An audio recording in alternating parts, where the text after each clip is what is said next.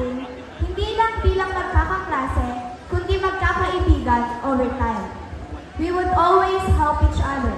I do not doubt that the bond we created will last, for we are forever connected by the memories we've made and the experiences we've shared. I can never forget when one of our teachers was so disappointed in our class. I felt that my reputation as the class president was doubted then. I cried and felt distressed, but with those comforting words from my mother, I stood and went on my journey as a student.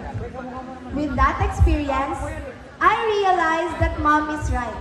Like what the prophet by Khalil Gibran said, your pain is the breaking of the shell that encloses your understanding. Yes, the pain I felt made me learn a lesson.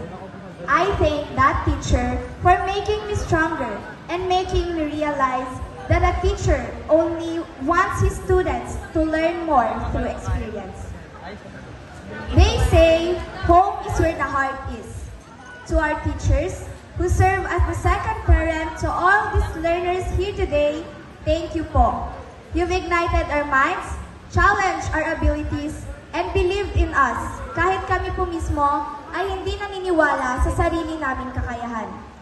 Maraming salamat po sa lahat ng itinuro ninyo sa amin, sa pagsuporta, paniniwala, and most of all, thank you po sa mahabang pasensya ninyo. To our advisor, Ma'am Annabel Edsa Camus, alam ko pong hindi naging madali ang pagiging advisor mo sa section namin for our whole school year.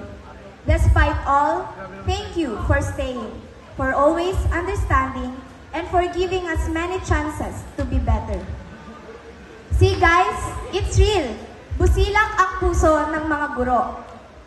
Even though madami tayong kasalanan sa kanila, here they are, standing proud and still. They never gave up. Hence, they loved us more like we are their own children. At this moment, I want you guys to realize na wala din tayo dito ngayon kung hindi dahil sa kanila. My fellow students, let us express our boundless appreciation sa mga taong hindi sumuko. Nandyan laging nakasuporta at nagpakatatag para magsakripisyo. Ang ating mga magulang, ang mga lolo at lola, tita at tito, ate o kuya, mama at papa. Our journey from when we are elementary until junior high school was not easy. But I know na hindi rin po madali para sa inyo. Sabi nga nila, hindi lang ang nag-aaral ang nahihirapan, pati ang nagpapaaral. They make most of the sacrifices. Kaya sa lahat po ng mga magulang na narito ngayon, ang diploma at mga medalya na ito ay hindi lamang po para sa amin, kundi para sa inyo din. To my mom and dad, I am beyond thankful for all the sacrifices you've done for our family.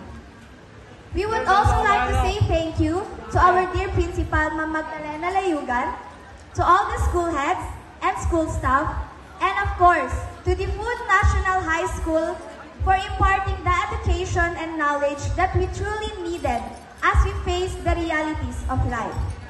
We also thank our guest speaker today for being an inspiration to continue reaching for our aspirations.